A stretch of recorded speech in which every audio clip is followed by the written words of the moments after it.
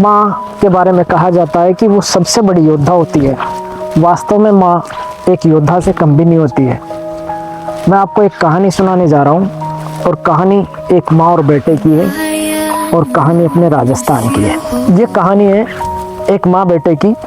बेटे का नाम है राजू धिरोड़ा, जिसका जन्म 1991 में एक गरीब परिवार में हुआ।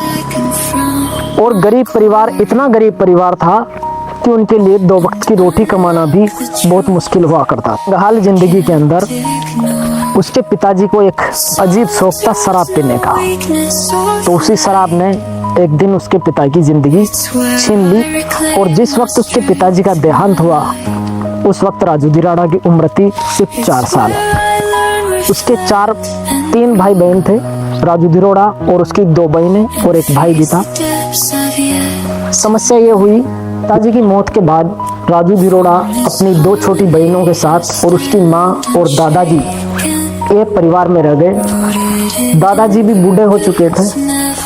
जवान उम्र में बेटे का चले जाना एक पिता के लिए किसी गम से कम नहीं होता।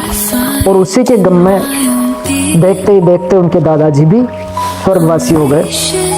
और उसकी माँ के सामने उन 3 भाई बहनों का, जो उसके पुत्र पुत्री थे, उनका लालन पालन करना भी एक चुनौती बन गया। माँ जैसे तैसे करके उनके लिए मेहनत मजदूरी करके भरण पोषण के लिए 2 वक्त की रोटी जुटाने का काम करने लगी। लेकिन उसको रोज काम नहीं मिल पाता था और दिक्कतें बहुत ज़्यादा बढ़ती जा रही थी। उनके पास रहने के लिए मात्र एक छोटी सी झोपड़ी थी और झोपड़ी में सोने के लिए मात्र एक चारपाई थी। उसी एक चारपाई पर राजू धिरोड़ा और उसकी दोनों बहनें साथ साथ तीनों मिलकर के सो जाते थे। और सर्दी का मौसम तो यूँ मान के चलो उनके ऊपर किसी सितम से कम नहीं होता था, क्योंकि उनके पास ओढ़ने के लिए एक ही रजाई थी। तीनों भाई बहन एक ही रजाई में लिपट कर सो जाते थे और उनकी माँ के पास ओढ़ने के लिए मात्र एक गुदड़ी हुआ करती थी। और उसी गुदड़ी को ओढ़ करके उसकी माँ उस ठंड की रात को बिताया करती थी। माँ के लिए अपने बेटे बेटियों को भूखे रखना सबसे मुश्किल काम होता है। उसकी माँ चाहती थी कि उनके बेटे बेटियों को दोनों वक्त की रोटी मिलती रहे, लेकिन नियति को शायद वो मंजूर नहीं होता था। तो कभी कभी तो उनको एक वक्त खाना मिलता था और कभी कभी बहुत दिनों तक उनकी माँ को भूखा तक रहना पड़ता था। लेकिन उनकी माँ अपने बेटे बेटियों को भूखे नहीं रखना चाहती थी। धीरे धीरे राजू 5 साल का हुआ तो किसी एक सज्जन ने, गांव के ने 1 रुपया खर्च करके राजू का एडमिशन एक सरकारी स्कूल में करवा दिया और उसको एक काली स्लेट भी दिला दी। एक ऐसी काली स्लेट जिस पर ही राजू को अपना भविष्य लिखना था। उसने पढ़ाई करना शुरू किया और जिससे जो सहयोग बन पड़ा, धीरे धीरे उसको पढ़ाने में उसने उसका सहयोग किया। और देखते ही देखते राजू बड़ा होता गया। 8वीं पास कर ली उसने। 8वीं पास करने के बाद में उसकी ज़िंदगी ने एक अजीब सा मोड़ लिया, क्योंकि अब उसको हेल्प करने वाला कोई नहीं था। 8वीं तक तो निःशुल्क पढ़ लिया। अब उसके सामने समस्या ये रही कि वो आगे पढ़े या पढ़ाई को छोड़ दे। तो उसने अपनी माँ से कहा कि माँ, मैं पढ़ाई नहीं करना चाहता, मैं इस पढ़ाई को छोड़ रहा हूँ। तो माँ ने उसके कान पर एक थप्पड़ मार दिया और जैसे ही थप्पड़ मारा, राजू भी रोने लग गया और माँ भी रोने लग गई। और माँ ने रोते रोते कहा कि बेटा, ये बात दोबारा कभी मत बोलना। तो राजू ने निश्चय किया कि एक ढाबे पर चल के काम किया जाए।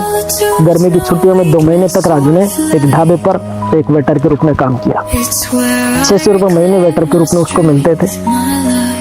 उन 600 रुपये महीने के हिसाब से उसको 2 महीने के 1200 रुपये मिले और उससे उसने अपनी फीस और किताबों का पैसा जमा कर लिया। लेकिन उसका वेटर के रूप में जो अनुभव था वो बहुत खराब था, क्योंकि जिस ढाबे पर वो काम करता था वहाँ पर अक्सर ट्रक चालक रात के 11 बजे तक आया करते थे और बुरी बुरी गालियाँ बकते थे उसको खाना खिलाते वक्त। एक बार एक शराबी ने राजू को बोल दिया कि शराबी का बेटा ही तो है तू भी शराबी बनेगा। ये बात राजू को काफ़ी गहरी चोट पहुंचा गई और राजू ने निश्चय किया कि मैं भले ही एक शराबी का बेटा रहा हूँ, लेकिन मैं इस धारणा को बदल के रहूँगा। उस रात राजू को नींद भी नहीं आई और बेचैनी में वो करवटें बदलता रहा। मेहनत मजदूरी करते करते राजू ने अपनी कॉलेज की पढ़ाई पूरी कर ली और बीएड की परीक्षा दे ली और बीएड परीक्षा में उसका नंबर भी आ गया। लेकिन अब दिक्कत ये थी कि उसकी बीएड की फीस की व्यवस्था वो नहीं जुटा पा रहा था। तो उसने अपनी माँ से कहा कि माँ, अब इस पढ़ाई को बंद करता हूँ, मैं मेहनत मजदूरी कर लूँगा, क्योंकि अब मैं बीएड करने से रहा, बीएड की फीस बहुत ज़्यादा है और मैं उसको नहीं दे पाऊँगा, इसलिए मेरी पढ़ाई करने का कोई मतलब नहीं रहेगा।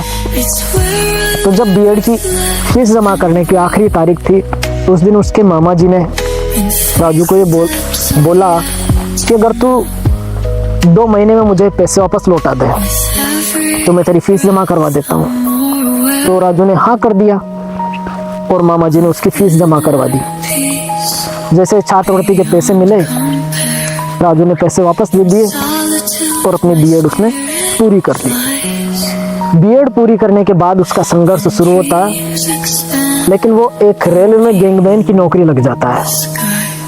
गैंगमैन की नौकरी वो कर रहा होता है, लेकिन वो अंदर से संतुष्ट नहीं है, खुश नहीं है, क्योंकि उसने बीएड कर रखी थी और वो चाहता था एक अध्यापक बनना और अपने सपने को मरते हुए नहीं देखना चाहता था। तो उसने गैंगमैन की नौकरी छोड़ दी और वो टीचर की तैयारी करने में लग गया।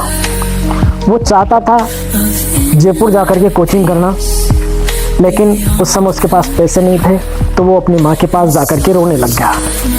माँ ने पूछा कि बेटा क्या बात है, क्यों रो रहा है? तो राजू बोला कि माँ, मैं कोचिंग करना चाहता हूँ, 2nd ग्रेड की भर्ती आई हुई है, लेकिन वो कोचिंग करने की सोच रहा था पर पैसा नहीं हो रहा, उसके पास व्यवस्था नहीं थी। लेकिन उसकी माँ ने उससे कहा कि बेटा तू टेंशन मत ले, मेरे पास तेरे पिताजी की आखिरी निशानी के रूप में पैरों के कड़े बके हुए हैं, बाकी हैं। मैं चाहती हूँ कि तुम इनको बेच दो, अपन कल सुनार के पास चल चलेंगे और कड़ों को बेच देंगे ताकि तुम अपनी पढ़ाई कर सको। ये बोलते हुए उसकी माँ की आवाज में भारी कंपन सा महसूस हो रहा था, आंखों में आंसू थे और राजू की आंखों में भी आंसू आ गए कि एक माँ उसके पिताजी की आखिरी निशानी जो कड़े थे उनको उसकी पढ़ाई के लिए बेचने के लिए तैयार थी। राजू की आंखों में आंसू थे। राजू रात भर सो नहीं पाया, तो उसने निश्चय किया कि माँ, ऐसा करता हूँ, आप अपने पिताजी की आखिरी निशानी के रूप में पैरों के कड़े बाकी हैं, मैं चाहती हूँ कि तुम इनको बेच दो, अपन कल सुनार के पास चल चलेंगे और कड़ों को बेच देंगे ताकि तुम अपनी पढ़ाई कर सको। ये बोलते हुए उसकी माँ की आवाज में भारी कंपन सा महसूस हो रहा था, आंखों में आंसू थे और राजू की आंखों में भी आंसू आ गए कि एक माँ उसके पिताजी की आखिरी निशानी जो कड़े थे उनको उसकी पढ़ाई के लिए बेचने के लिए तैयार थी। राजू की आंखों में आंसू थे। राजू रात भर सो नहीं पाया, तो उसने निश्चय किया कि माँ, ऐसा करता हूँ, आप अपने कड़े ना बेचें, मैं घर पे रह करके ही तैयारी करूंगा, क्योंकि मैं नहीं चाहता कि मेरे जिंदा रहते हुए मेरे बाप की आखिरी निशानी को भी आप बेच दें मेरे लिए।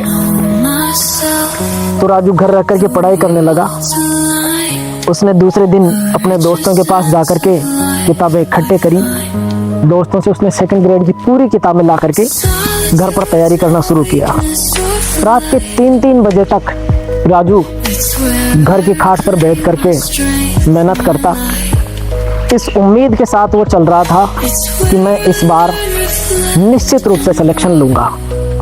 2014 में 2nd ग्रेड की भर्ती आई। राजू को परीक्षा देनी थी सामाजिक विज्ञान विषय से, जिसमें 700 सीटें थी।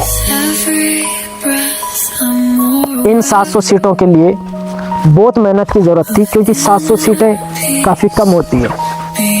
राजू ने मेहनत करना जारी रखा और एक ऐसा फेज भी आया जब राजू ने सोचा कि यार पता नहीं मेरा सिलेक्शन होगा कि नहीं होगा, क्योंकि हर स्टूडेंट के दिमाग में ये बात रहती है कि उसका सिलेक्शन होगा या नहीं होगा। ये काफ़ी दुविधाजनक होता है स्टूडेंट के लिए। लेकिन उसने अपने प्रयास को इस उम्मीद के साथ और अपनी माँ को अपने अंतर मन में रख करके तैयारी को जारी रखा, क्योंकि उसकी माँ का सपना था अपने बेटे को टीचर बनते हुए देखना। राजू ने पूरी मेहनत करके आरपीएससी की परीक्षा दे ली। परीक्षा देने के बाद में जिस दिन परिणाम आया उस दिन राजू का जो सिलेक्शन है वो पूरे राजस्थान में 34वीं रैंक के साथ हुआ और वो एसटी कैटेगरी का सिंगल स्टूडेंट था जो टॉप 100 में जगह बना पाया। राजू की आंखों में आंसू थे। वो रिजल्ट को लेकर अपनी माँ के पास पहुंचा और बिना कुछ बोले ही माँ के सामने जाकर के अपने रिजल्ट को रख के उसकी आंखों में आंसू आ गए। वो पैरों में नमन करने लगा, उसकी माँ के पैरों में गिर गया और माँ से बोला कि माँ तेरा बेटा मास्टर बन गया है। ये सुनते ही माँ की आंखों में भी आंसू आ गए क्योंकि माँ का काफ़ी लंबे समय से सपना था। तो मास्टर बनने के बाद में भी उसका संघर्ष खत्म नहीं हुआ क्योंकि दिक्कत ये थी अभी उसको ज्वाइन करने जाना था, लेकिन उस बच्चे के पास में, राजू के पास में पहनने के लिए अच्छे कपड़े तक नहीं थे, जूते नहीं थे। तो इस पूरे संघर्ष में राजू का साथ दिया था उनके दोस्त मुकेश बालोत ने, जो मालपुरिया के रहने वाले थे। उन्होंने अपने कपड़े और जूते दिए। राजू ज्वाइन करने गया। ज्वाइन करने के बाद में उन्होंने अपनी तैयारी को जारी रखा और वो आज की डेट में इकोनॉमिक्स के बहुत अच्छे व्याख्याता है। लेकिन दुखद बात यह है कि आज की डेट में उनकी माँ उनके साथ नहीं है। तो एक माँ ने अपने संघर्ष से अपने बेटे को उस मुकाम तक पहुंचा दिया जिस मुकाम को देखने के लिए आजकल अपन फिल्मों से मोटिवेशन लेते हैं। एक स्टूडेंट को इस कहानी से ये मोटिवेशन लेना चाहिए कि चाहे परिस्थितियां कैसी भी हो, हालात कैसे भी हो, अगर आपने ठान लिया है कुछ करने का तो आप निश्चित रूप से अपनी मंजिल तक पहुंचेंगे। मैं उम्मीद करता हूँ ये कहानी स्टूडेंट्स के लिए काफ़ी मोटिवेशनल रहेगी और उनको आगे बढ़ने के लिए प्रेरणा देगी। जय हिंद।